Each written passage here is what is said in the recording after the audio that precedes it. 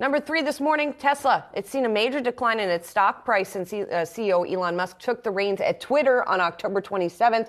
Stock is down 28% since that deal closed, and it's falling again this morning after Goldman Sachs cut its price target on the company by almost a quarter to $235, down from a prior target of $305. By various metrics, the stock is now trading at its lowest valuation ever, depending on how you sort of look at it here.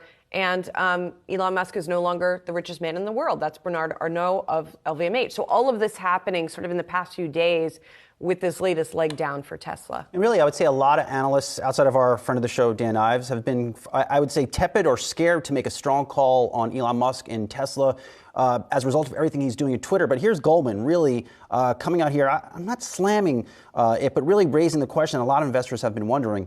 What happens if he is in fact distracted? How do these next couple quarters look like for Tesla? Goldman noting this is now become, Tesla's brand has become more polarizing because of Musk and what he's doing at Twitter, and they see that now as an increasing risk to the stock. So should Elon Musk even still be the, if you will, chief marketing officer by de facto basis because of how much his personal brand has been annexed to the brand of Tesla?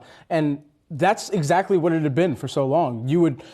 We had looked at stock price reactions even when the SEC had their spat with Elon Musk because of the tweet going private, funding secured, and then the ramifications that came there afterwards, because there was a thought about what happens to Tesla if Elon Musk is not there. Now you're looking at a different scenario. What happens for Tesla if Elon Musk is not there? Does this become a car company, an automotive company, or just a power company that is able to now relinquish itself of any of the sideshow that's taking place and perhaps have a more concerted focus around producing vehicles, around expansion geographically, and just continuing to add on to the perception that it's been able to take on thus far, at least in revolutionizing what the EV space looks like? He's not going anywhere. He owns Twitter. I mean, he owns Twitter. But at what point, if you're Tesla's board and you've watched almost $280 billion in market cap wiped off the stock this year, at what point do this friendly Musk board over Tesla say, you know what, Elon, it's time to appoint your successor? You want to focus on Twitter, you want to focus on turning this company around, maybe you should,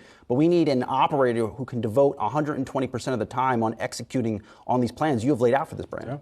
Yeah. Meanwhile, there's reporting this morning that over at Twitter, Musk is refusing to pay rent on some of the properties. He's refusing to pay for private charter flights that occurred during the week of his takeover. And sort of gearing up for legal battles over these various items. And how does that feed back into Tesla? Well, that Goldman call that I mentioned this morning, they're still buy rated on Tesla, by the way. They talk a little bit about Twitter. The call mostly seems to be about supply and demand, that the Goldman analysts are looking at 420,000 deliveries in the fourth quarter of 2022, which is a lowering of their forecast.